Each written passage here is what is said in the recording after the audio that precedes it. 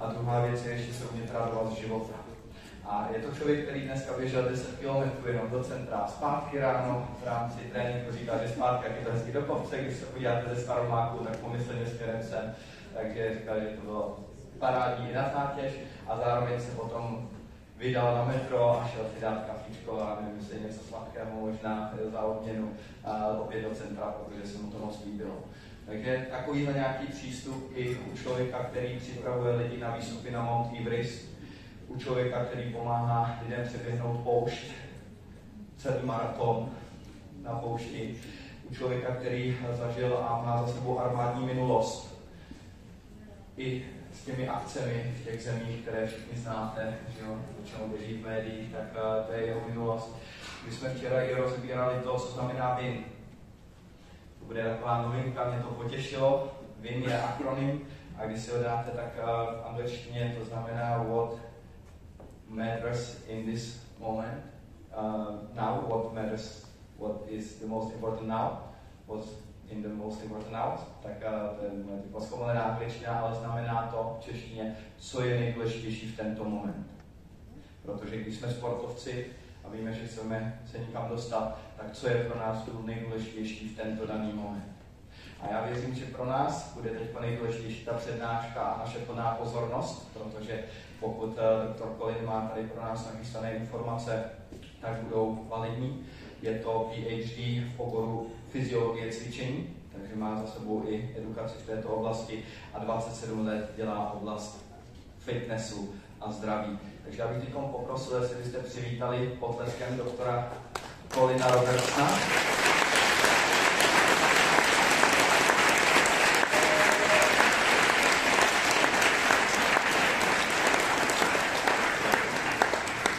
Který tam přiletěl až z Liverpoolu, takže ho to stálo taky kus cesty a teď předám slovo jemu.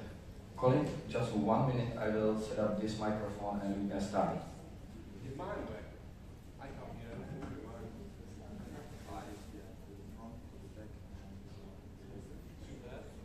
Is my mic working? No? Can you hear me? Okay, yeah, mine's working.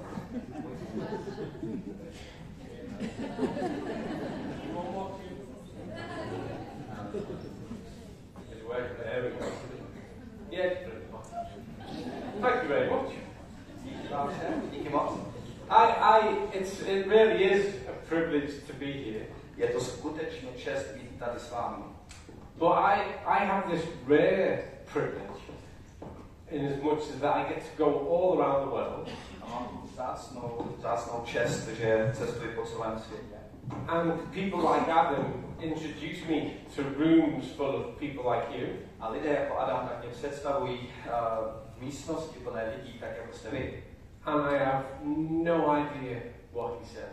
A já vůbec netuším, co on mi vlastně řekl. So hopefully it was true. A doufám, že to bylo všechno pravda. But my name is Colin Robertson. Moje jméno je Colin Robertson.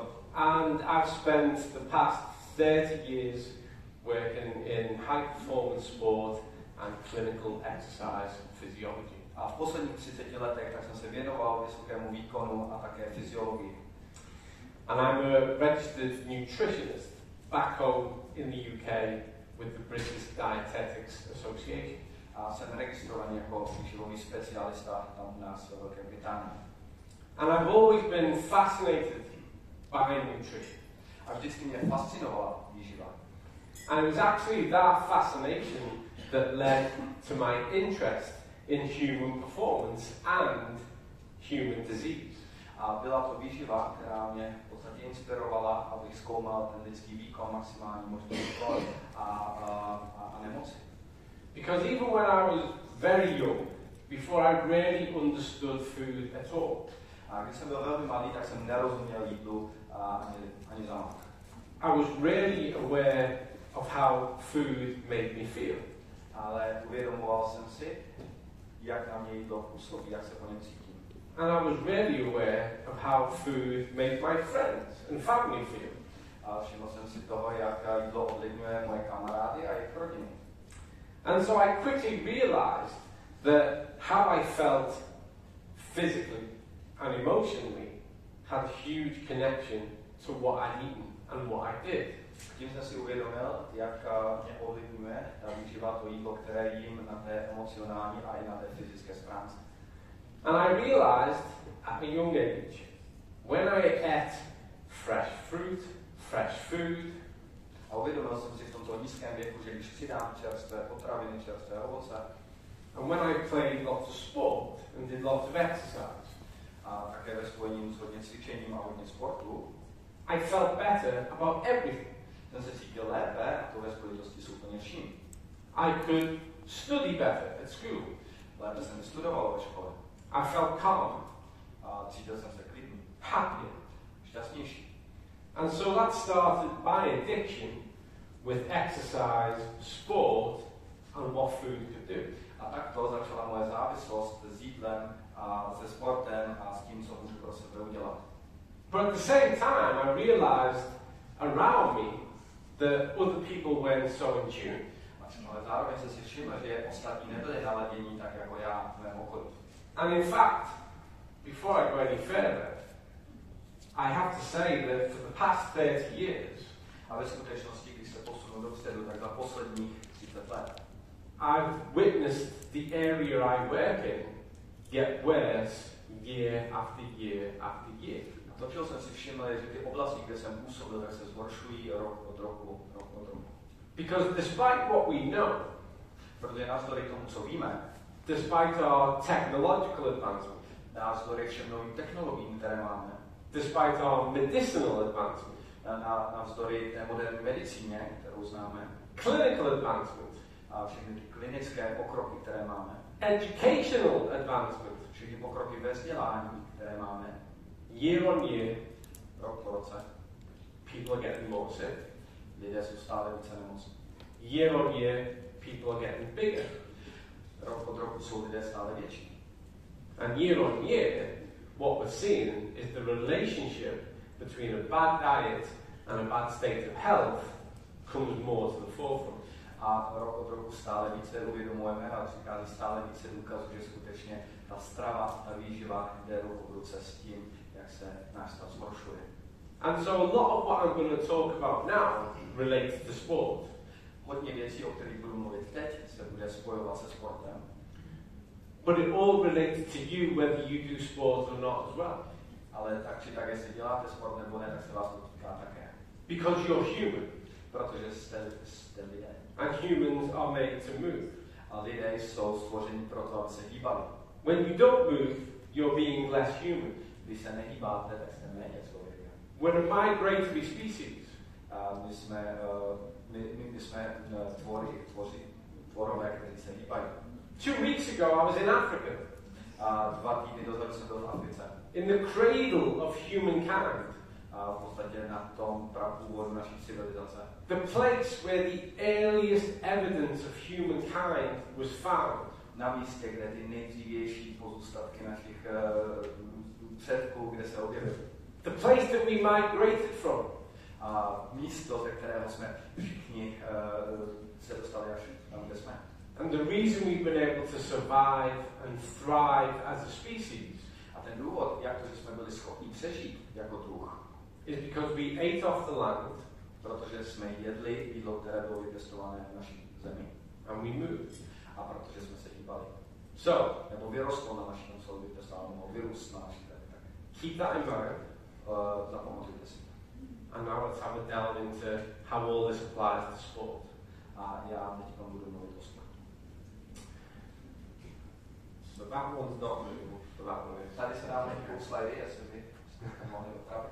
But that's okay. To je v pohodě. There's an old saying that you are what you eat. A znáte to, že jste to, co jíte, už jste to slyšeli, že?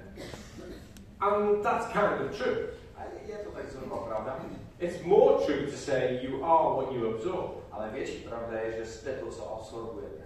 And the nutrients that are available through a good diet A ty živiny, které se k nám dostávají skrze naši stravu, should engage with a good microbiota by měly být ve spojení s naším dobrým mikrobiomem, s naší mikrobiotou, that can identify those nutrients, která rozpoznává tady ty živiny, can take what they need, která si může převzít to, co potřebuje. And then through a process of metabolization, give the body everything it needs. A skrze proces metabolismu, tak nám poskytne to, co vlastně naše tělo potřebuje. And so in simple terms, you are what you absorb. A v tomto jednoduchém termínu jste to, co absorbujete. Because sometimes what you eat, protože někdy to, co jíme, can hinder what you absorb. A se může úplně lišit od toho, co vlastně vstřebáváme. And we've arrived at a time in the 21st century. A my jsme v čase 21. století, where we talk about sport nutrition like it's something magical. Když mluvíme o sportovní výživě, jako kdyby to bylo něco magického. And even before we look at any more slides, I'm going to let you into the secret. A ještě předtím, než se podíváme na další slajdy, tak vám řeknu tajemství. The way we get sports people to eat is the way we should all eat. A ten způsob, jak říkáme sportovcům, aby jedli, my všichni bychom měli jíst. And there's nothing new about any of this. A není tam nic nového v tomhle tom. In fact, we have evidence that goes back 2000 years. A fakt je ten, že jdeme k důkazům, které jsou 2000 let staré. With what the Romans and the Greeks were getting athletes to do then. My se díváme do Říma, do Řecka, kde vidíme atlety, které z toho vznikly a zešly. And it's not much different to what we're going to look at now. A v podstatě to není o moc jiné, než na co se budeme dívat teď. So, I've been really lucky. A ten slide dopředu tady poprosíme, takže to, na co se díváme.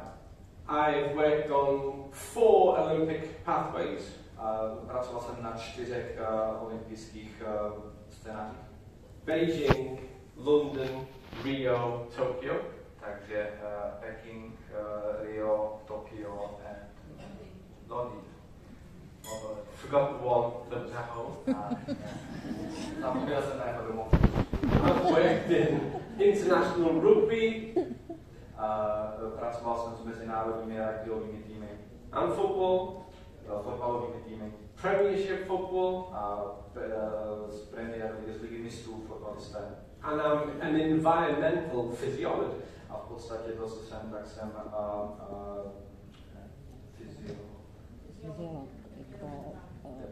fyziolog prostředí, takže jsem vystudoval jako fyziolog na prostředí.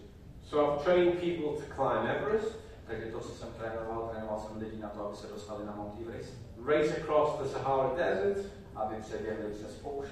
Trek to the North Pole. Trek to the North Pole. Dostali se na severní pól. Row across the Atlantic Ocean. Aby přeplavali Atlantický oceán. Swim across the Gibraltar Straits. Aby přeplavali Gibraltarský průplav. And I'm currently working with people who are living half the year in Antarctica and then back to the UK. A trénoval jsem lidi, kteří žili půl roku nebo měli žít na Antarktidě. And throughout all those experiences, a přes všechny tyhle zkušenosti, we realize that success comes down to 2 components. Tak jsem si uvědomil, že úspěch přichází a je složený ze 2 složek. One are your genetics. Jedno je vaše genetika. The DNA, the code that you're born with. DNA, ten gen, s kterým jste se narodili. Nebo geny, s kterými jste se narodili. But for a long time, we used to think that the genetics were the biggest part of the equation. A dokonce jsme si v minulosti mysleli, že ta genetika je ta největší součást, která vlastně nás ovlivňuje a předurčuje k něčemu.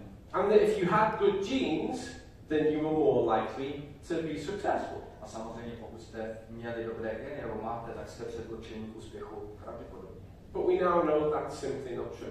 Ale to, co dneska zjišťujeme, že tohle prostě jednoduše nemusí být pravda. What's more important is your gene expression. To, co je mnohem důležitější, je to, jak se vaše geny chovají. And you shape your gene expression with every choice you make about your diet and how much you move. A to, co ovlivňuje to, jak se vaše geny chovají, je vlastně každé jedno rozhodnutí, které uděláte o výživě. And we call this epigenetics.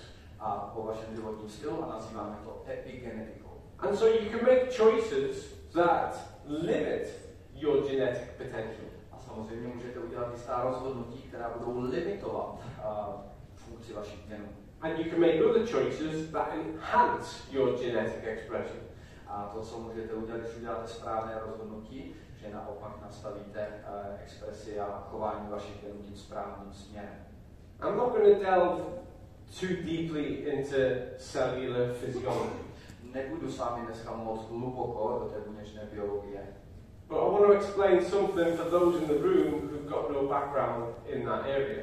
Ale vysvětlím to některým z vás, kteří vůbec netušíte, o čem to je, a nemáte žádné pozadí v této oblasti.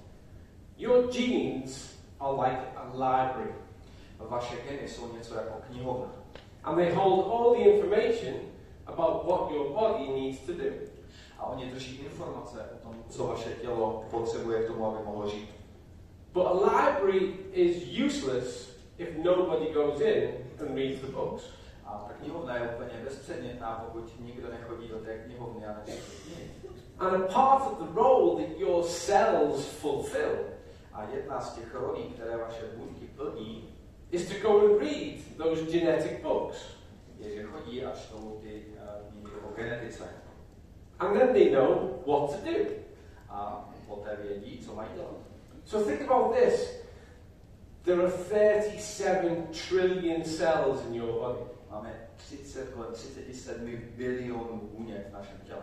And when you look at them through a microscope, which I encourage you all to take the opportunity to do, Když se na ně díváte pod mikroskopem, a co vás všechny vyzývám, abyste to udělali, abyste si nenechali ujít tuhle příležitost. they all look the same. Všechny vypadají stejně. And yet, the cells of the heart know how to function like a heart. A přesto ta buňka vašeho srdce ví, že se má chovat jako buňka vašeho srdce. The cells of the liver, the cells of the pancreas, the cells of the kidney, the cells of the lung, the cells of the blood, the cells of the brain. Buňka vašeho pankreasu, vašich jater, vašich ledvin, tak se chovají tak, jak mají. They all know what to do, how to function like a brain or a heart or a lung or a kidney. A vědí, že mají vykonávat činnost mozku, našeho srdce, našich plic. Because they read the books. Protože čtou knihy. And if you want a better end into your book, A když chcete se lépe napojit na ty knihy, you need to write new chapters. musíte začít psát novou kapitolu. So the genes you were born with Protože ty geny, s kterými jste se narodili, might contain information that come down through your parents who had heart disease. protože můžou obsahovat články o tom, že vaše rodiče měli srdeční nemoci, abyste mohli zdědit. And that increases your risk. A to je to, co zvyšuje vaše riziko nebo riziko pro vás. So you should do things to rewrite the book and lower your risk. Takže to, co byste měli dělat, začít dělat kroky a rozhodnutí, tak abyste snížili. And the things you can do are exercise. A jedna věc, kterou můžete dělat, je cvičení. You can think about what you eat. Můžete přemýšlet o tom, co jíte. You can focus on your hydration. Můžete se soustředit na to, abyste byli hydratovaní. You can prioritize sleep. Můžete si dát jako prioritu váš spánek. And make sure that you get sufficient rest once you've exercised and once you've been active. A zabezpečili si dostatek odpočinku po tom, co cvičíte. I meet a lot of people who are really good at the rest bit, Znám hodně lidí, kteří jsou dobrý v té fázi odpočinku, nebo, but they don't focus so much on this bit first, ale vůbec nezačínají s tím, co je před, or this bit. nebo ta další část. And there are good epigenetic factors, A mají velmi dobrý genetické faktory, like water and blueberries and watercress and all that good stuff. a mají vodu, water, Blueberries. borůvky mají vodu, borůvky, Do you have watercress? a vodu ze zelené potraviny, Exercise. cvičení, And there are bad epigenetics. ale mají špatnou epigenetiku. Smoking, Kouří, například. vaping, Sorry, vaping, electric cigarettes, vaping. A jo, kouří elektronické cigarety. which is just as bad as the other Což cigarettes. je stejně tak špatné jako normální cigarety.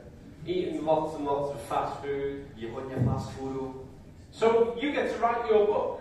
Každý z vás píše svoji vlastní knihu. And when it comes to an athlete, A když se dostáváš k tomu, co jíst, we just get really serious about this. jsme velmi, velmi vážně ohledně toho. So that we can put every block in place to enhance performance. Takže to, co můžeme udělat, aby jsme zvýšili náš výkon, můžeme jednotlivé bloky postavit. And so by focusing on all of this stuff, Takže když se budeme soustředit na všechny tady ty věci, we can rewrite some of this stuff můžeme přepsat některé z té druhé stránky and then we can compete at the top level. A díky tomu můžeme soutěžit na té vrcholné úrovni. And I've seen people come from very average backgrounds. A já jsem viděl lidi, kteří přišli z úplně průměrných pohledí. And then take gold medals at the Olympics. A vyhráli zlaté medaile na olympiádách. Now, I've explained that very, very simply. A teď vám to vysvětlím velmi jednoduše. There's way more to it in reality. A je to mnohem více v realitě. But it's enough to steer us in the direction I'd like us to go in with the rest of this talk. Ale to, kam se dostaneme, tak půjdeme tady tím směrem, aby se tomu všemu porozuměli. So, here we have what is idealized as the food pyramid. Tak to, co vidíte zde, tak je ta idealizovaná potravinová pyramida. And health organizations all over the world. A zdravotní organizace po celém světě. And health bloggers. A všichni ti blogeři, kteří píšou na téma zdraví. And health influencers. A všichni ti influenceři zdraví. They show people this lovely pyramid. Ukazují lidem tady tu krásnou pyramidu. And they go, there you go, that's how you do it. A podívejte se, takhle to děláme. And we see that we take care of our hydration, that's the foundation. A to, co víme, že se staráme o naši hydrataci, to je ten základ. 66% of what you are is fluid. Zhruba 66% všeho, co jste, tak jsou tekutiny. Hydration is really, really, really important. Hydratace je velmi, velmi, velmi důležitá. Then we get into our legumes and our fruits and our vegetables. A potom se díváme tady na zeleninu, luštěniny a ovoce. Packed with vitamins and minerals. Které jsou plné vitamínů a minerálů. And from a biochemical point of view, they are the letters to the alphabet with which your body communicates. A z biochemického hlediska tak jsou to ty části té abecedy, z kterých se tvoří vaše tělo. That's why certain types of vitamin deficiency can be catastrophic. A to je ten důvod, proč určité nedostatky určitých vitaminů pro vás můžou být katastrofické. And can certainly hinder performance if we're talking about something of an immunological factor. A jedna věc je mluvit o výkonu, druhá věc je mluvit o nějakých imunologických faktorech. Then we get into our whole grains, and we get into our milk and dairy, and we get into our proteins. Pak se dostáváme k celozrnným potravinám, obilovinám, bramborům, mléku, mléčným výrobkům. And at the top, we see a tiny little bit left for cakes and confectionery and sweets. A to, co vidíme nad, tak jsou samozřejmě ryby, vajíčka, maso, tuky, olej a až na konci nám zbývá maličko prostoru pro dortíky. And so we're all happy with that, that's how you all eat. A to je to, jak zhruba všichni jíme. Yeah, you all do that. Vy to děláte, každý z vás jíte. Good, everybody. Yeah, everyone can look around the room. You're all ready. Každý z vás Look in incredible shape. jste v úžasné kondici. I didn't stand outside and watch you all take 2 or 3 cakes each. Vůbec jsem se nedíval tam venku, ale 2-3 dorty. No. Nikoho z vás se nedíval. That didn't happen. That Good. To se Good. Because you're all focused on health, so you've got all this perfect. A důvod je ten, že každý z vás se soustředíte na zdraví, tudíž tohle máte perfektně srovnané. I work with a lot of surgeons and doctors and consultants. Pracuji s řadou chirurgů, lékařů a různých konzultantů. And nurses. A sestrami. And other nutritionists. A také výživáři. And they are some of the worst for what their diet looks like that I ever meet. A to jsou jedni z těch nejhorších lidí a to je jejich strava jedna z těch nejhorších lidí, které jsem kdy potkal a znal. And the catastrophic part is a ta katastrofická část tady toho všeho je, that's the person we go to get advice on how to fix it. Že jsou to ti lidé, kam chodíme si opravovat naše problémy a ptát se jich na rady, jak žít lepší život. They can't even do it themselves. Ty to ani nemůžou dělat pro sebe. That's how easy it is. Tak jednoduché. So we need to get real. Takže teď se musíme vrátit zpátky do reality. And that's how people really eat. A to je tak, jak lidé opravdu jí. 60% contributed from ultra-processed foods. 60% přispívá nebo respektive se řadí k ultraprocesovaným potravinám. Another 15-20% from standard processed foods. A 15-20% jsou standardní procesované potraviny. And minimally processed foods at the top, and maybe a piece of fruit. A ty minimálně procesované a zpracované potraviny jsou tam někde nahoře. And I saw this in clinic for years. I saw this in clinic for years. A já jsem na klinikách toto viděl po dlouhá léta. People would come into the hospital for a life-saving operation. Lidé, kteří přišli do nemocnice na to, aby podstoupili život zachraňující operaci. But they were too overweight to go under general anesthetic. Ale byli tak moc nadváze, že nemohli přijmout tu klasickou anestezii. So we have to manage them and get their weight down so it's safe to have the operation. To, co byla podmínka, že jsme museli snížit jejich váhu na to, aby mohli podstoupit tu operaci, kterou potřebovali pro záchranu života. And I would ask them about their diet. A já jsem se jich zeptal, co jíte. And I'd say, what kind of foods do you eat? Jaké druhy potravin jíte? And they would say, well, Oni řekli, no, I had an apple last week. já jsem jedno jablko minulý týden. So I thought that was pretty good. A já jsem si říkal, to je celkem dobrý. And you know, sometimes I would drink a water. A občas jsem si taky dal vodu. Because I was told this is healthy. Protože jsem jim řekl, že to je zdravé. And then the rest of the time, they eat all this. A zbytek toho všeho, co jedli, tak bylo to, co vidíte na obrázku. And humans are really funny. A lidé jsou velmi zábavní.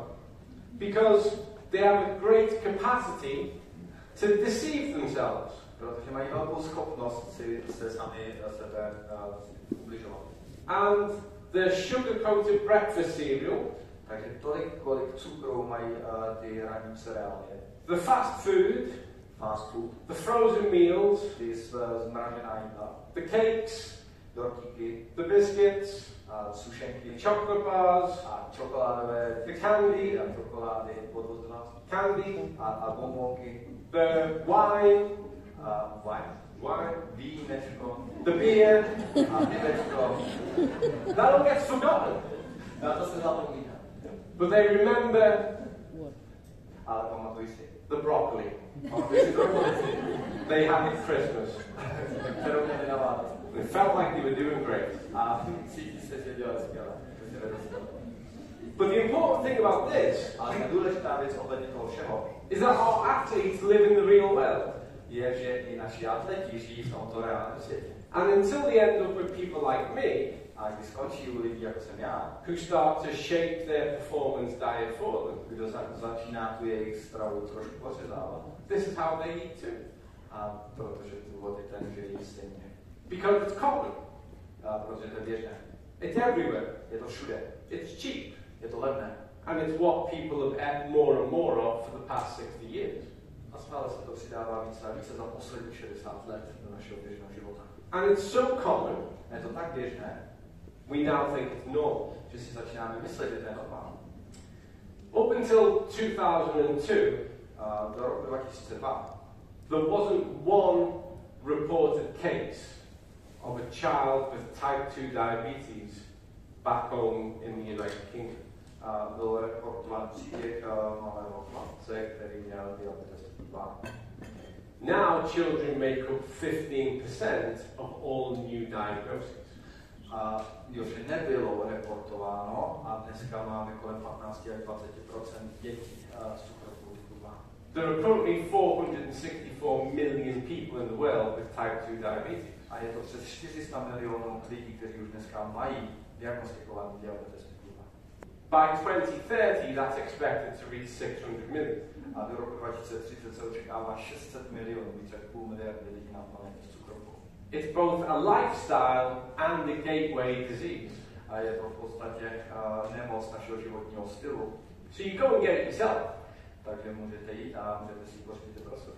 And the crime when it comes to children A otázka dětí is its parents who want to be popular je, že se to stává velmi populární. and can't say no. A oni nemůžou odmítnout. And every time the child asks for a glass of Coke or a chocolate bar or a biscuit, they say yes. A to, co nemůžou odmítnout, tak je ten kus čokolády nebo Coca-Colu nebo dortíček a prostě říkají ano. And the habits we develop as children carry forward into what we do as adults. A ten zvyk, který si vyvineme jako děti, tak si potom neseme až do dospělosti. And so this reality hits most of the Western industrialized world. A tady ta část reality tak se dostává do naší moderní společnosti. And most of the athletes that we start to work with have come on this as well.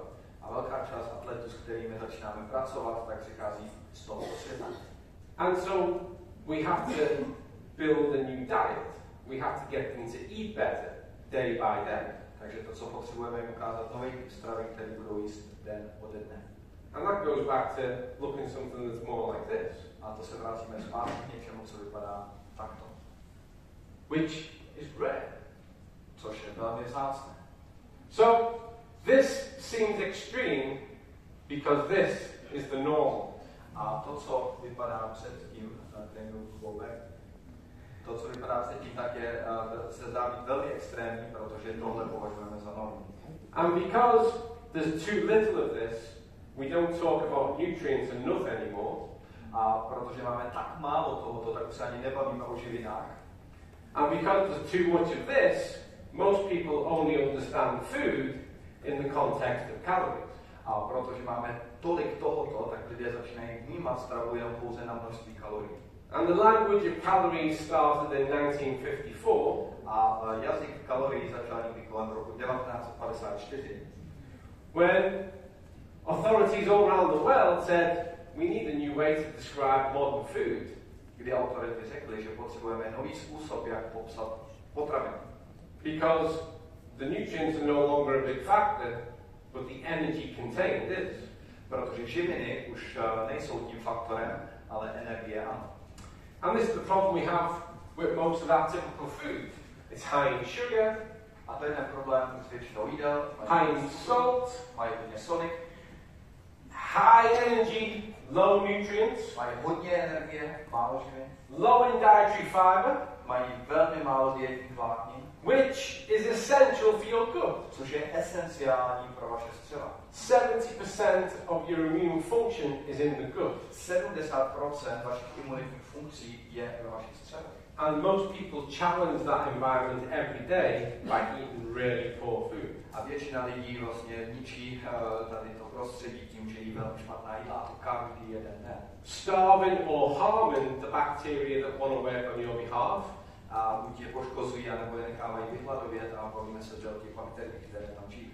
Of which there's over 100 trillion. Což to přes 100 trilionů. You are essentially just a planet for other bacteria to live in.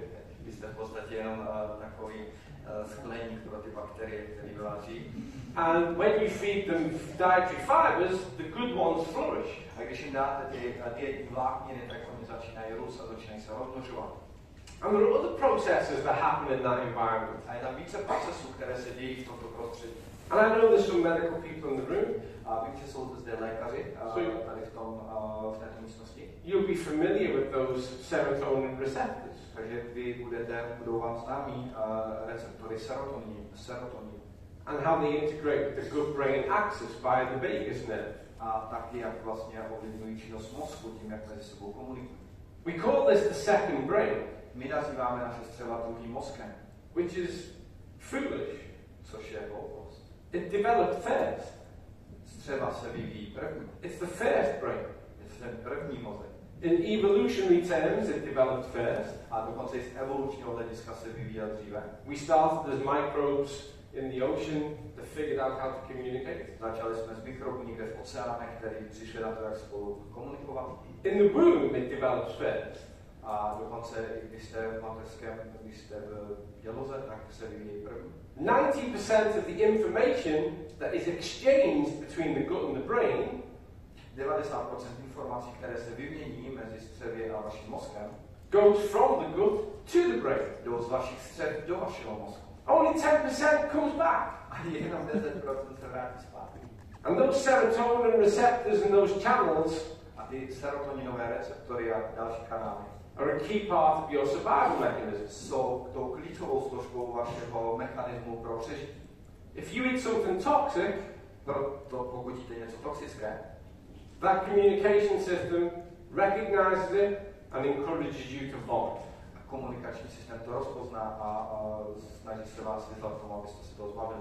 If you eat something that's low level toxic, like a dodgy meal, pokud si dáte něco, co je jenom trochu toxické, jako nějaké neúplně správné jídlo, it has two avenues of evacuation. Má dva způsoby evakuace. And if you're really unlucky, you get both at the same time. A v podstatě se If you're really unlucky, you get both at the same time. A pokud jste velmi šťastní, tak to vezmou oběmi směry. This environment knows how to care for itself. A to je mechanismus, který ví, jak se o sebe postarat sám za sebe. But gradually, from a young age, over time, we dumb it down. Ale postupně, tím jak stárneme z toho mladistého věku, tak se to zhoršuje a omezuje. And we starve it of what it needs. A my vlastně hladovíme v tom, co potřebujeme. Which comes right back to the argument that you are what you absorb. A to se vrátíme zpátky k tomu argumentu, že jste skutečně a jsme to, co absorbujeme. So we're not going to be so brand heavy. Nebudu tady nějak moc komplikovaně mluvit. But we do have a method that addresses most of what goes wrong. To, co máme, jsou nástroje, které nám ukazují, že většina blogerů zdraví, že se mýlí, že se pletou. Later I'm going to discuss the test because I think it's really relevant. O něco později s vámi proberu test, protože to si myslím, že je velmi důležitý. But for now I want to power on with more urgent matters. A to, co chci teď udělat, je to, co je více spojené s energií. So here's the secret that's not a secret. A tady je to tajemství, co už není tajemstvím. The performance food pyramid. A je tady výkonnostní pyramida. I've worked with sport organizations all over the UK and all over the world. Pracuji se sportovními organizacemi jednak po celé Velké Británii a také po celém světě. And everyone thinks, a každý si myslí, every high performance team, že každý tým vysokého výkonu thinks that they're the only ones who figured this out. Si myslí, že jsou jediní, kdo na to přišli, jak to dělat. And they don't want the opposition to know. A vůbec nechtějí, aby to věděli soupeři. Have you all heard of a football club called Man United? A slyšeli jste někdy o fotbalovém týmu od Manchester United? Slyšeli jste o Manchesteru? Yeah? Have you heard of an even better club called Liverpool Football Club? A slyšeli jste dokonce ještě o jiném lepší klubu, což je Liverpool? Yeah? There was once a time when I was working with both clubs at the same time. A byly časy, kdy jsem pracoval s oběmi dvěmi kluby v jeden čas najednou. And when I was at Liverpool, they'd say, don't tell the people at Man United about this. A když jsem byl v Liverpoolu, tak říkali, neříkej to těm lidem z Manchesteru. And when I was at Manchester United, they'd say, don't tell the people at Liverpool about this. Když jsem byl v Manchesteru, tak ty říkali, neříkej to těm lidem z Liverpoolu a co děláme. And I was also working with the Ireland rugby team. A taky jsem pracoval s irským rugbyovým týmem. And they'd say, don't tell those football teams about this. A když říkali, neříkej to tady těm fotbalovým klubům, o tomhle co děláme. And it was all this. A to, co to bylo, tak bylo to. And the next things I'm going to share with you. A další věci, které s vámi budu sdílet. So, taking supplements without looking at your diet. Takže brát doplňky bez toho, aniž byste se podívali na vaši stravu, is like trying to put out a house fire. Je tak, jak kdybyste se snažili uhasit oheň vašeho domu. With 1 cup of water at a time. S něčím takovýmhle, ze skleničkou vody. You might have a little bit of success somewhere. Možná budete mít trochu úspěchu někde. But your house is still going to burn down. Ale váš dům stejně schodí. And so good sport nutrition rests on getting the diet right first. Takže to, co řeší skutečně sportovní výživa, je, abyste první srovnali vaši reálnou stravu, to, co víte první. And then we look at specific sports nutrition, which I'm going to show you the magic formula for in a minute. A potom se dostaneme ke specifickým sportům, kde vám ukážu magickou formuli za 1 minutu. And then at the top of our pyramid is where we get to supplements. A až nahoře, na vrcholu té pyramidy, tak si ukážeme na doplňky. And common supplements in sport, you probably already know. A v podstatě doplňky ve sportu už pravděpodobně znáte. Protein. Máte tady bílkoviny, protein. People get obsessed.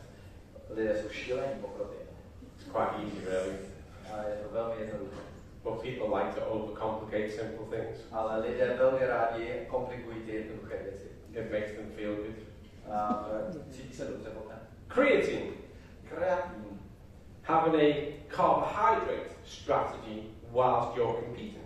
Jak strategie sacharidů vám pomůže vítězit. These are the common supplements in sport. A tohle to jsou ty běžné doplňky, které jsou ve sportu známé. But the sports nutrition part should be where you try and optimize the diet to cover the key bases first. Ale ta sportovní výživa by vcelku měla být o tom, že by vám měla optimalizovat tu vaši přirozenou stravu, kterou jíte. And there's the secret formula. A tady máte tu tajemnou formuli, nebo tajnou formuli. I will explain this a little bit. A vysvětlím vám to. But before I do, I'm going to justify it a little bit. Ale ještě předtím, než to udělám, tak se tady snažím ospravedlnit. Because I know there'll be people sat there who go, I don't think that's right. Vidím tady některé z vás, kteří si říkají, ne, tohle to není správně, to není ono. And that's okay. A v pohodě, máte právo. Science is always about debate. Věda je vždycky o nějaké diskuzi. But just to qualify this, Ale já jsem to kvalifikoval. using this magic formula, Používat tu magickou formuli.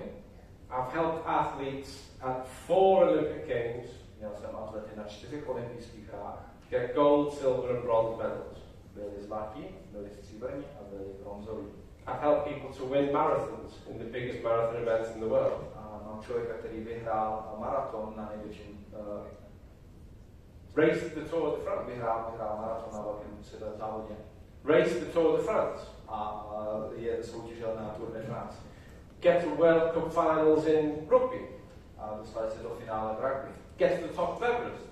A Get to the top of Everest. dostali se na vrchol Mount Everestu, nejvyšší hory. Take part in the UFC. A bojují v UFC, což je nejvyšší liga smíšených bojových umění. Get to the Ironman World Championships. Ironman World Championships. A dostali vyhrát NEMOHOU. They did. Vyhráli Ironman, světový šampionát Ironman. This formula works, but it works for one good reason. A tahle formule skutečně funguje a funguje pro jeden hlavní důvod. It's driven by the scientific consensus. Je v podstatě řízená a vedená vědeckým konsensusem, to znamená té schody ve vědě. I didn't come up with this on my own. Já nevymyslel jsem si ji sám. If I did, I wouldn't tell you. Když bych to udělal, řekl bych vám to. I would charge you good money. A já bych vás to And then I'd tell you. vzal bych se vás hodně peněz za to. So, carbohydrates are your body's preferred fuel source when you're working at higher levels of intensity. Takže sacharidy jsou ten preferovaný zdroj energie, pokud fungujete na vysokém výkoně. At low levels, not so much.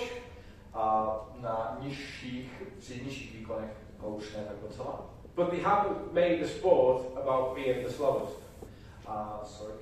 They haven't made the sport about being the slowest. Ale sport nebyl vynalezený proto, aby jsme si ukázali, kdo je nejpomalejší. We win sport in hundreds of seconds. A máme sport, který nás zajímá ve stovkách sekund. Which is high intensity. Což je velmi vysoká intenzita. Protein, the big debate, and I see some big guys around the room. A bílkoviny, to je velká debata, velká diskuze, a vidím zde několik velkých chlapů. 1.6 grams per kilogram your own body mass per day. 1 gram na kilo vaší váhy za jeden den. Any less, you're not getting enough. Když budete brát méně, nedostanete dostatek bílkovin do těla. Any more, A když budete brát více, and you are making the most expensive urine in the world. tak si vytvoříte tu nejdražší moč na světě. Fats are essential. Tuky jsou esenciální. And for some reason, maybe in the 1980s or the 70s, A ze stejného důvodu v 70. a 80. letech some fool convinced people that fat was bad for you. někteří blázni přesvědčili lidi, že tuk je špatný pro nás. Bad fats are bad for you. Špatné tuky jsou špatné pro nás, There's really only one type of bad fat, Ale ve skutečnosti máme pouze jeden typ špatného tuku. and those are trans fats. A to jsou ty transmasné tuky. Even saturated fats are okay, so long as we don't eat too many. Dokonce nasycené tuky jsou v pořádku, pokud jich nejíme moc. But those trans fats are what we do to fat through ultra-processed methods. Ale ty transtuky, které vyrábíme za pomocí procesování těchto tuků, So large they become indigestible, jsou tak lehké, že jsou prakticky nestřebatelné, damaging the gut microbiota, poškozují vaši mikrobiotu hindering absorption, a zabraňují absorpci živin and leading to the premature formation of certain types of plaque. A v podstatě vám vytváří v těle plak a takovou předčasnou fázi. The good fats, the monounsaturates and the polyunsaturates, a ty dobré tuky, jako jsou nenasycené masné, kyseliny nebo polynenasycené masné, are what we need to target here. My potřebujeme zacílit tady v tom třetím řádu. And so we manage this, and we're really strict about it with the athlete. A my jsme to zvládli zmanažovat a jsme velmi striktní s našimi atlety. So we've got a basic good diet in place, the foundation of the pyramid. Takže máte tady ten základní typ stravy, ten základ pyramidy. Then we look at their sport. How much energy do they need? Pak se díváme na sport, kolik energie potřebují. Someone training for a marathon needs more carbohydrates than somebody who is training to play football. Někdo, kdo trénuje na maraton, potřebuje jiné množství sacharidů, než někdo, kdo trénuje na fotbal. And training changes over time. A trénink se mění neustále. And so those carbohydrates and that energy use changes over time. Takže sacharidy a to, jak je využíváme, tak se mění s časem. And we would do well to think the same. A my si myslíme, že bychom to stále měli dělat stejně. At times when we're less active, we need less energy. A ve skutečnosti v čase, kdy jsme méně aktivní, tak potřebujeme méně energie. And when we're more active, we need more of the right type of energy. A ve chvíli, kdy jsme více aktivní, tak potřebujeme ty správné typy. But that's the formula that we work to, and it works consistently. A tohle je formule, s kterou jsme přišli a která funguje konzistentně.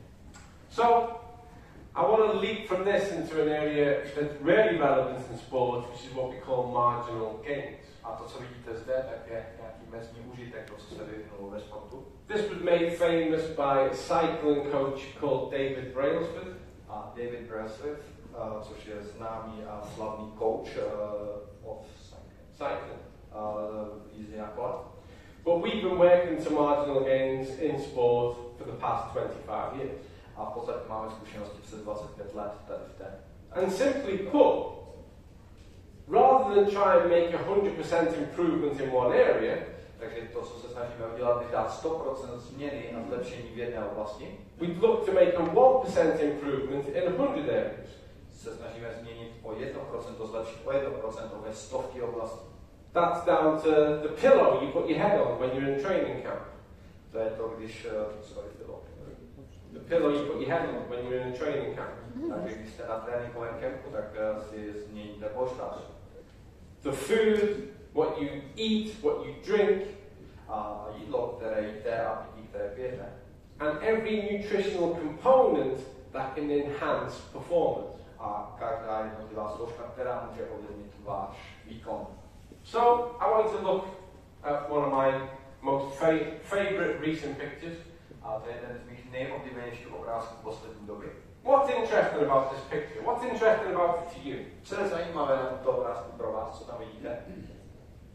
Notice anything? Všimli jste si něčeho? No one gets out of the room unless you answer it correctly. All are black. All are black. Black people. Only black people. Yes. Interesting observation. Je to velmi zajímavý poznatek. A little bit worrying. So, I've discussed gold, which is, as we know, first place. I've discussed gold, which is first place. Já bych s vámi prodiskutoval to první místo, zlato. And I've discussed fourth place. A já bych s vámi diskutoval čtvrté místo. Who's not on the picture? Kdo není na obrázku? Fourth place. Čtvrté místo. We don't know if they're black or white. My nevíme, jestli je černý nebo bílý. And no one cares. A nikdo to nezajímá. Because it's a loser. Protože to je iluze. In fact, what you see in this picture is the winner. To, co nás zajímá na tomto obrázku, je vítěz. Then you see the first loser.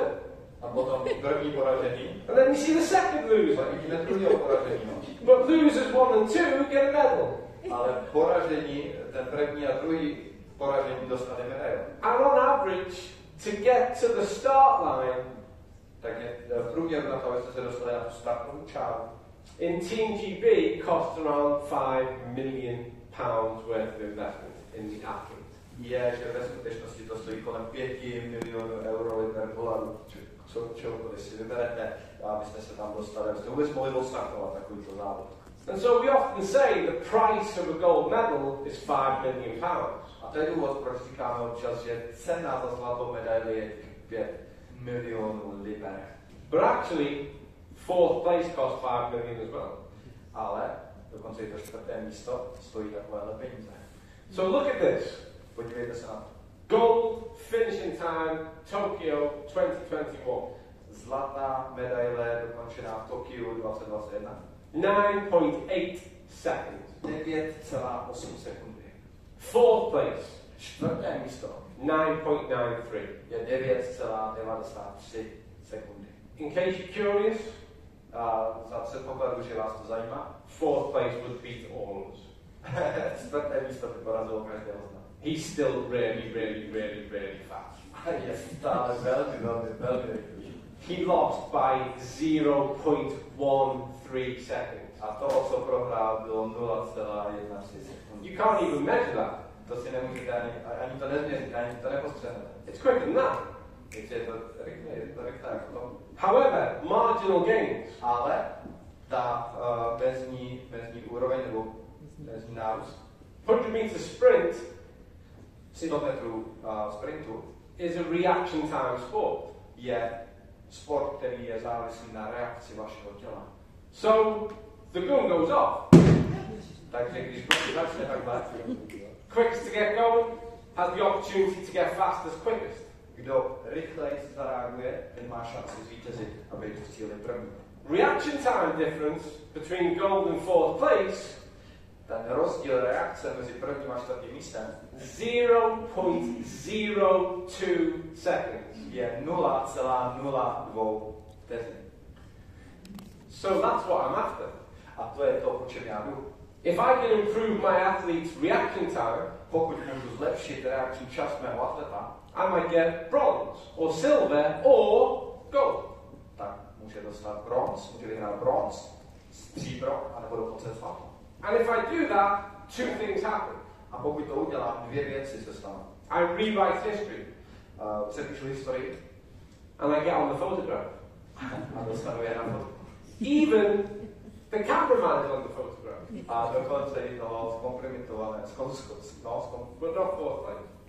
zkompromitovaného akce, to je špatné slovo asi, ale rozumíte toho pána tomu, co nadáží. So then as a physiologist and a nutritionist, I go, how can I make this happen? Takže jsou tady fyziologové, can you repeat this? How can I make this happen? Otázka je, jak tohle to můžu udělat, jak tohle toho můžu dosáhnout. So, omega-3 is an essential nutrient. Omega-3 je esenciální živina. That's not my opinion. A to není můj názor. It's not clever marketing on behalf of Zenzino. A dokonce to není ani chytrý marketing pro společnost Zenzino. I teach this to medical students, Učil jsem to na lékařských fakultách studenty. to physiology students, Učil jsem to o studenty fyziologie, to physiotherapists, to sports scientists. a sportovní vědce. Omega-3 is essential.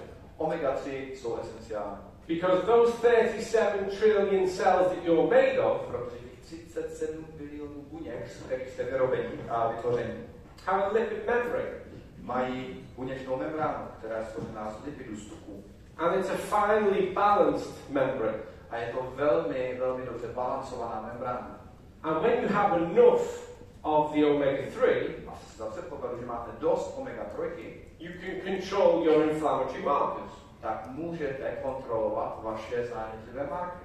And so, when we look at the combined marine-based omega-3, A pokud se podíváme na kombinované omega-3 z mořských zdrojů, the EPA and the DHA, což je EPA a DHA kyselina, EPA is largely involved in control and inflammation. a EPA v velkém měřítku kontroluje zánět. When you exercise, you break down tissue and you stir up an inflammatory response, Když cvičíte, poničíte vaši tkáň, tak spustíte zánětlivou reakci, which is good and it's essential, což je super, protože je to esenciální. but we need to control that back down Ale to, co potřebujeme zkontrolovat poté, so that the body can adapt and improve. je, aby tělo se mohlo zadaptovat a aby se mohlo zlepšit. DHA is more of the neurological component. A DHA je více neurologická složka. 60% of the brain is fat. 60% našeho mozku je tuk. 20% of that fat should be contributed by DHA. A 20% je spojených s DHA. And so we see cognitive and adaptive advances when we are above 8% total fat. Takže to, co víme, že kognitivní funkce a činnost našeho mozku je optimalizovaná při aspoň 8% obsahu DHA. Now when we measure the average people, which is most of us, když měříme průměr lidí, což je většina z nás, they actually normally come in less than 4%. Úplně běžně u nich vidíme, že mají méně než 4%.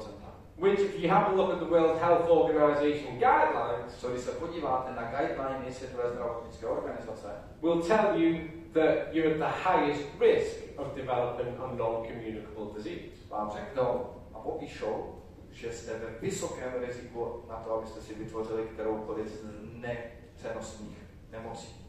So you would expect our athletes, our superhumans, to be way better. Takže vy si myslíte, že naši atleti jsou super lidé, kteří na tom budou mnohem lépe. Do you remember I told you about their diet looking exactly like ours when we started? Pamatujete si, jak jsem vám ukazoval, že ti atleti jí úplně stejnou stravu jako my?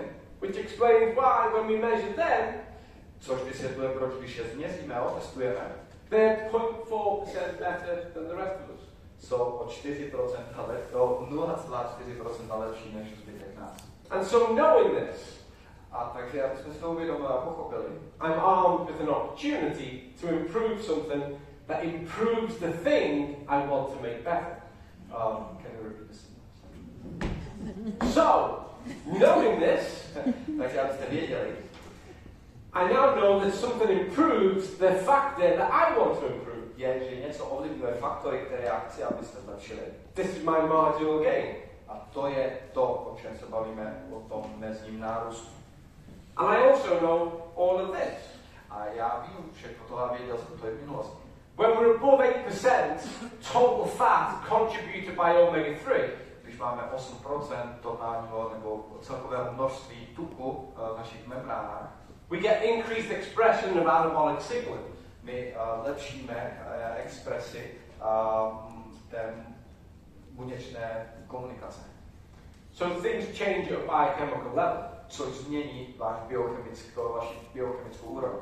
We get increased rates of muscle protein synthesis. A to, co zlepšíme, tak je vlastně syntéza bílkovin v našich svalech. So all those people trying to build muscle, takže lidé, kteří se snaží vybudovat svaly, take a lot of protein, užívají hodně bílkovin, but don't know whether or not they have a sufficient amount of omega-3, ale neví, jestli mají dostatečnou hladinu omega-3 nebo ne, are never in an optimized state. tak nikdy nemůžou být v optimalizovaném stavu. You are what you absorb. Vy jste to, co vstřebáváte. Cellular health buněčné zdraví relies on absorption and elimination of toxins at a cellular level. Záleží na absorpci a na eliminování toxinů na té buněčné úrovni. If we don't have a sufficient amount of omega-3, pokud nemáme dostatek omega-3, then the cell membrane becomes quite rigid. Tak buněčná membrána se stává dost rigidní a tuhá. It's hard to get nutrition in. Je velmi těžké dostat jakékoliv živiny dovnitř. And it's hard to get toxins out. A je také těžké detoxikovat tu buňku, dostat toxiny pryč. And this typically leads to premature cell death. A to vede k předčasné buněčné smrti. So we get a faster turnover. A takže oni se dostali přes toho. But remember, cells replicate. Je, že buňky se obnovují. You all started off as a single cell. Začínáte tak jako jedna buňka. And it's split in two. Která se rozdělí na dvě. And became two cells. A stanou se dvě buňky. Then it was 4. A potom jsou 4. Then it was 8. A pak je 8. 16. Pak je 16. 32. 64. 128. 256. 37 trillion. 37 bilionů. And so then when the cell dies, tak když ta buňka umře, it creates two more just like it. Vytvoříte dvě další pravděpodobně. So the problem proliferates. Takže ten problém se v podstatě rozšiřuje dále. But when we've got enough, ale pokud dostaneme dost, we get really healthy turnover and we build muscle better. Máme velmi zdravý základ a budeme tvořit svaly lépe. We also get faster oxygen kinetics. Taky dostaneme do sebe více kyslíku během cvičení. During endurance exercise. Během vytrvalostního cvičení. Now, the 100-meter sprint is an anaerobic event. 100 metrů sprint je anaerobní aktivita. But your performance capacity anaerobically is directly correlated to your endurance capacity. Ale aerobní aktivita je přímo spojená s vaší schopností anaerobně být aktivní. Omega-3 is essential. Omega-3 je esenciální. Oxygen is definitely essential. Kyslík je určitě esenciální také. Being good at oxygenating the system is essential. A být v dobře okysličeném prostředí je esenciální. Whether it's sport or health. A otázka je, jestli to je zdraví nebo sport, obou to platí. And now the key one is we get reduced markers of inflammation. A ta klíčová věc je, že snížíme obsah zánětlivých markerů. Because I've taught adaptation for 25 years. Učil jsem adaptaci po 25 let. To really keen students. A velmi učil jsem chytré studenty. And we lie to them all. Všem jsme lhali. Because we teach them from the textbook. Protože jsme učili z učebnic. And the textbook says, a v učebnici se píše, do your exercise, cvičíš, inflammatory markers go up, záněty nahoru, 72 hours later, they come back down. 72 hodin později záněty dolů. However, ale jakkoliv, he says, not when you are at 4.4% total omega-3. Ale ne, když máte 4,4% na omega-3. When you're less than 4%, you're in a constant pro-inflammatory state. Když jste méně než 4%, tak jste ve stále prozánětlivém prostředí. So the curve is still there. Takže ta křivka je tam stále. But the amplification is bigger. Ale ta amplifikace, to zvětšení je mnohem větší. Takes longer for full recovery. A trvá to delší čas, než se obnovíte. And so there's a delay in your adaptation and your improvement. A je zpožděná adaptace a vaše zlepšení.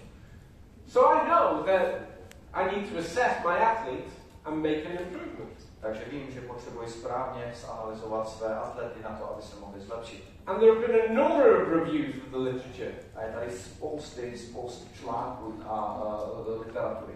That have concluded to the point, které se shodují na jednom bodě, that there is enhanced recovery from physiological stress. Že je tady zlepšená obnova po fyziologickém stresu. And an improvement in reaction time. A zlepšení v reakci času, v té reaktivitě. Remember the DHA, cognitive factor, neurological sequence? DHA, neurologický faktor. And I want that reaction time. A zlepšení reakčního času. Because when it goes back to, protože když se dáte zpátky k tomuhle, I want my athlete to be first. Já chci, aby moji atleti byli první. So, takže I've got something I can fix. Mám tady něco, co potřebuju správně. Because this tells me clearly that all I need to gain is 0.02 seconds. Protože co mi to říká, že potřebuju přidat 0,02 sekundy. Just to get a medal. Tak, abych dostal medal. To get in the picture. Abych se dostal na obrázek. A couple of weeks ago, a několik týdnů dozadu, when I was in Africa, když jsem byl v Africe, there was a moment whereby, I could show you the video, there was a moment whereby an elephant, byl tady moment, kdy jsem natáčel video ze slovem, quite enraged by us in a truck, sorry, quite enraged by us in a truck, ale že jsem to trochu bál, decided to tip the truck over. Aby jsem to přešel, and over we went. A pak jsme se setkali. Elephant's big. A byl to slon. Angry elephants look even bigger. A vypadal naživo mnohem větší. And a person shouted, run to the other truck. A nějaká osoba začala řvát, běž na druhou stranu. I didn't question the order. A já jsem se zeptal. I ran. A běžím. And as I got to the truck, a běžel jsem do auta. A little South African guy said to me, a jeden malý africký chlapec řekl, you'll never outrun an angry elephant. Říkal, nikdy neutečeš naštvanému slovu. And I said, I don't need to. A říkám, nepotřebuju. I just need to outrun those other people in the truck. Já potřebuji jenom předběhnout ty lidi, kteří jsou za mnou. Nebo kdo za mnou.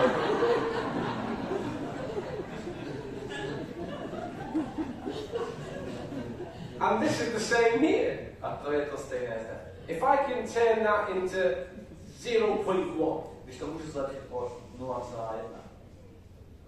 I've improved it by 50%. Zlepšil jsem to o 50%. But I think 0.02 Ale 0,02 probably achievable. je pravděpodobně dosažitelné. And that's what we work on.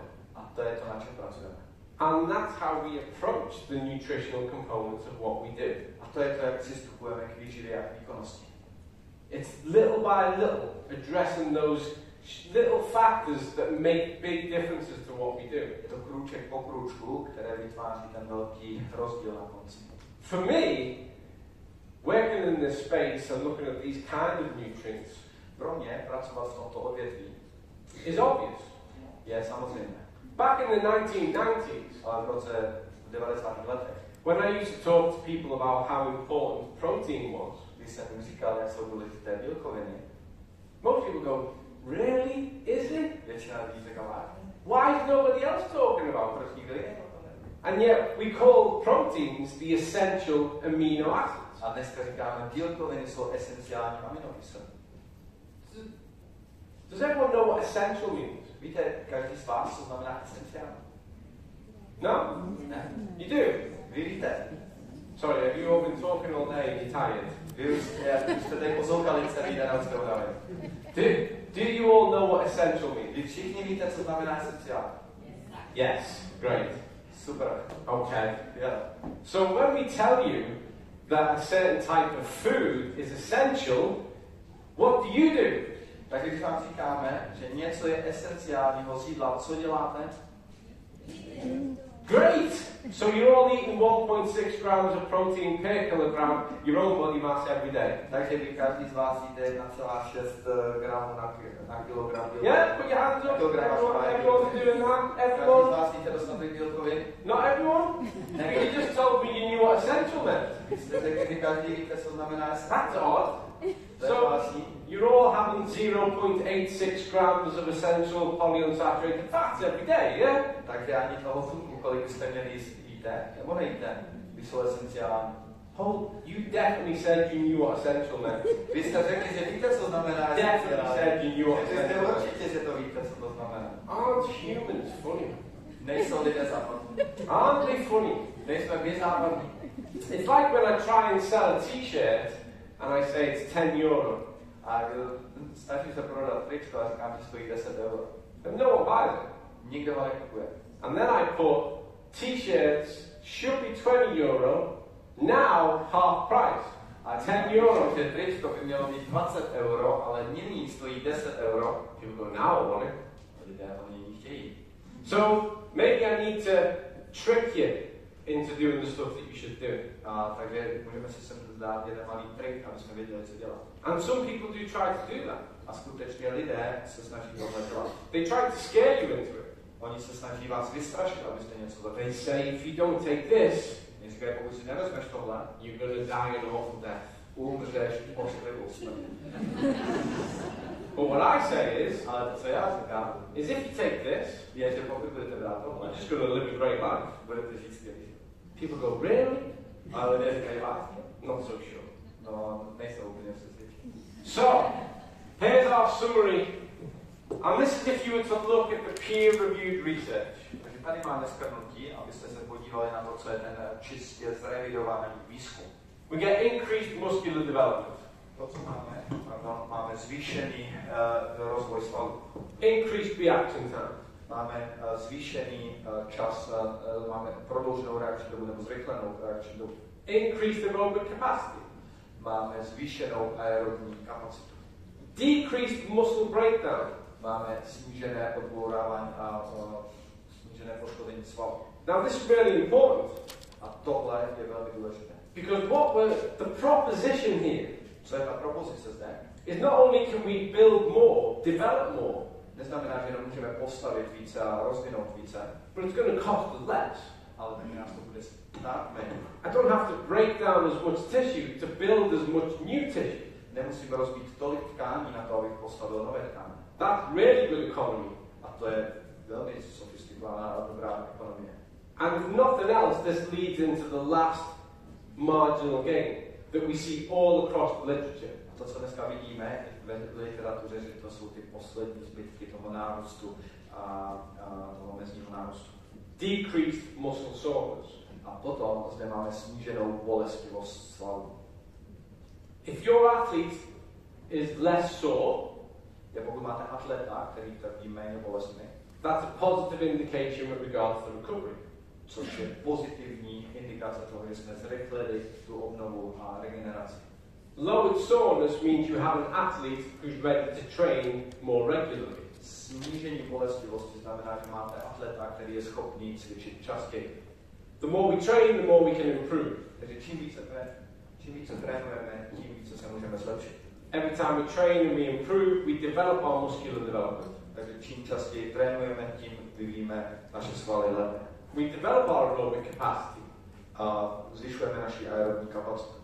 And an athlete that's not having to struggle with soreness, takže atlet, který netrpí tady tou bolestivostí, is more motivated to want to train.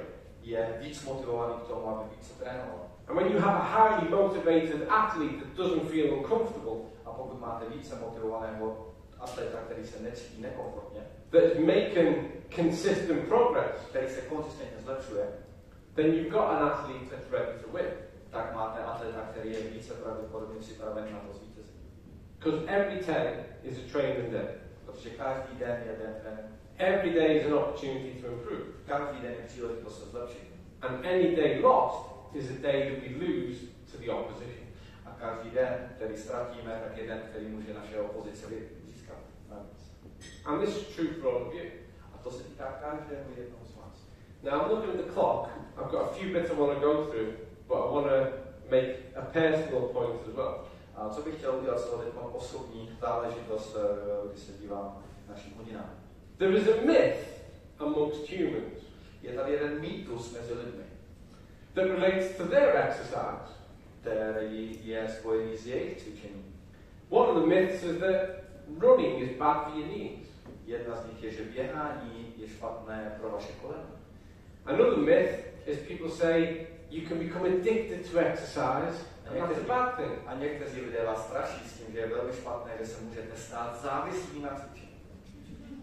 Both of which are not only nonsense but counterintuitive. Nejenom, že jsou to nesmysly, ale ještě se zbavují od pravdy. When you run, you're putting force through the skeletal system and muscular system. Takže když rostete, tak se vám vytváří váš systém vašich kostí a vašich svalů. Both of which strengthen the system. Které se posilují ve vašem systému. If that notion was true, we could never have built a marathon runner. A pokud by tohle byla pravda, we would never have built a marathon runner. My bychom nikdy nebyli schopni docílit to, že někdo běhá maraton. Your body goes through a key recovery and adaptation cycle every 24 hours. Vaše tělo probíhá klíčovou regeneraci a přeskupení každý 24 hodin. You should be able to exercise every day. Měli byste být schopni cvičit každý jeden den. So no longer use that as an excuse for yourself. Už to nikdy nepoužívejte jako výmluvu ani pro vás, or for anyone else. A ani pro někoho dalšího. And definitely don't hold other people back because you don't want to do something yourself. A určitě nedržte lidi pozadu kvůli tomu, že vám se to nechce dělat. I'm the right age of 50 now. A já teď jsem se dostal do 50 let. I run every day. Každý jeden den běhám. I'm not an athlete. Nejsem atlet. I average, say, 4 minutes 10 a kilometer. A běžím 4 minuty 1 kilometr. Try and do 10 kilometers a day. Snažím se běhat 10 kilometrů za den. Comfortable, enjoy it. Užívám si to na pohodičku. Don't have any sore knees. Nemám žádné bolesti v kolenech. I don't feel like I need a day off. Necítím to, že bych si potřeboval odpočinout na den. Which is like taking a day off and being alive. A myslím si, že vzít si den volna je součást života. I'm very average. Jsem velmi velký průměr. And people go, you run every day. A lidé se tady běžíš každý den. Every day, každý den. Really? Fakt? And then they tell me a story about some person who did that and had a heart attack. A co říkají, tak počkej, teď ti řeknu příběh o tom, jak to někdo dělal a taky běhal a dostal srdeční infarkt. And I always say to them, Do you go to people in a coffee shop? A já říkám, chodí s lidmi na kafe, Who are sat on a chair or a couch? kteří sedí na gauči nebo na židli. And say, oh, do you know, most people who have heart attacks are sat on chairs and couches. A ptá se jich, víš o tom, že lidé, kteří sedí často na gauči a na židli, tak dostávají velmi často srdeční infarkt. I'm just interested as to where your advice begins and ends. A je zajímavé, odkud se ty rady berou. And what it is you're prompted to intervene on. A jak vlastně jsme předurčeni, aby jsme na základě nich jednali. So, don't hide behind your excuses and don't let anybody else either. A nemějte 100 výmluv a ani nenechte ostatní, aby na vás působili. So I've got 10 minutes to share some of our own data with you. Máme tady 10 minut na to, aby jsme s vámi sdíleli naše data. And we've actually submitted this for peer review within the scientific literature, and you'll be able to read it in the next 2 months. A ve skutečnosti jsme tady ta data dali publikaci ke zkontrolování a k tomu, že si je budete do 2 měsíců moci veřejně přečíst v odborné literatuře. We partner with the Vitas laboratories in Norway. Jsme partneři s nezávislou laboratoří Vitas z Norska. And we collect omega-3 data from all over the world. A sbíráme omega-3 data z celého světa. Currently in that database we have 950,000 independently analyzed and verified samples. A aktuálně máme v naší databázi 950 000 vzorků, které jsou nezávisle testované v nezávislé laboratoři. Vitas are the world leaders in dry blood spot sampling. A Vitas je světový lídr na testování ze suché kapky krve. They work with the University of Oxford, Pracují s univerzitou z Oxfordu, Cambridge, Harvardu, Stanford, Stanfordu, National Health Service, a z Národního zdravotního ústavu institutu, universities all over the world. univerzity po celém světě. And their standards are the highest. A ten standard, který mají, je ten nejvyšší. But the database is ours. Ale ta databáze patří nám. So we know how the world looks when it comes to their omega-3 status. Takže my přesně víme, jak svět vypadá z pohledu omega-3, jak lidé na tom ve skutečnosti. And what we measure is all of this. A co testujeme, je všechno to, co vidíte zde. The research was pioneered by the Trondheim Institute. A tento výzkum je spojený a založený na výzkumu z Trondheimu And the Milan Institute. A z Milánského institutu. Under the careful watch of Professor Angela Rizzo. A velmi bezpečně kontrolovaným paní profesorkou Angelou Rizzo. And we take a direct quantification of these essential fatty acids. A to, co jsme si vzali, byla ta přímá kvantifikace těchto mastných kyselin. And we have some interesting facts to share. A to, co máme, jsou zajímavá fakta, která máme ke sdílení. So with the average European diet in mind, takže ta průměrná evropská strava, kterou si můžete dneska představit, lots of fast food, hodně fast foodu, no one really eats fish anymore, nikdo nejí ryby, not really good fatty fish, a rozhodně ne ty velmi dobré tučné ryby. wild, line caught, salmon, například ten divoký losos, mackerel, makrel, anchovy, ančovička, tuna, tuňáček, most days of the week, a většinu dnů každý den. good portion size, a dobrou porci nešetřit na sobě. and we couldn't, To ani nejsme schopni. because there's 8 billion of us. Protože nás tady 8 miliard lidí na planetě. The World Health Organization published a statement Světová zdravotnická organizace vypublikovala, that it estimates 6.3 billion people have an omega-3 deficiency. je, že 6,3 miliardy lidí mají prostě málo a nedostatek omega-3. And so, Takže this data here data zde shows our ratio of omega-6 to omega-3, je poměr mezi omega-6 a omega-3, which going back to that healthy state of the cell should be less than 3 to 1. kde jasně víme, že naše buněčné zdraví This is je across, méně než 4:1. this is across all these age ranges, Tady vidíte přesná data ve věku, rozdělené do věkových skupin. and for people, standard people who don't take a supplement, A vidíte, to jsou lidé, kteří standardně neberou žádné doplňky, standard diet, mají standardní dietu, they come out at 14.8 to 1. tak mají v průměru 14,8:1. So they're in a pro-inflammatory state. Co to znamená, že žijí v prozánětlivém prostředí. The inflammatory markers are high, cellular ratio is low. Mají markery zánětu vysoké a mají vlastně nízkou účinnost buněk. Now we have, To, co máme dnes, this really interesting, je velmi zajímavé. there's people using a standardized omega-3 supplement.